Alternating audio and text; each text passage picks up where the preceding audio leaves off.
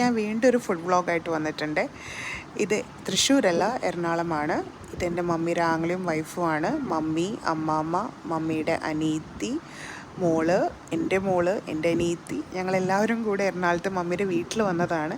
അപ്പോൾ അവിടെ ഒരു റെസ്റ്റോറൻറ്റിൽ പോയതാണ്. ഒരു ചൈനീസ് റെസ്റ്റോറൻറ്റാണ്, മലയ അങ്ങനെ എന്തോ ആണ് അതിൻ്റെ പേരെന്ന് തോന്നുന്നു.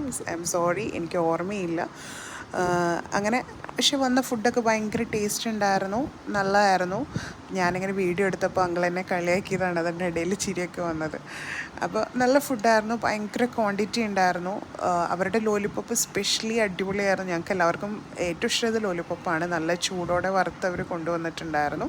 പിന്നെ എല്ലാതും ഭയങ്കര ക്വാണ്ടിറ്റി ഉണ്ടായിരുന്നു. സൂപ്പും നൂഡിൽസൊക്കെയാണ് നമ്മൾ ട്രൈ ചെയ്ത്, എല്ലാം നല്ല അടിപൊളിയായിരുന്നു.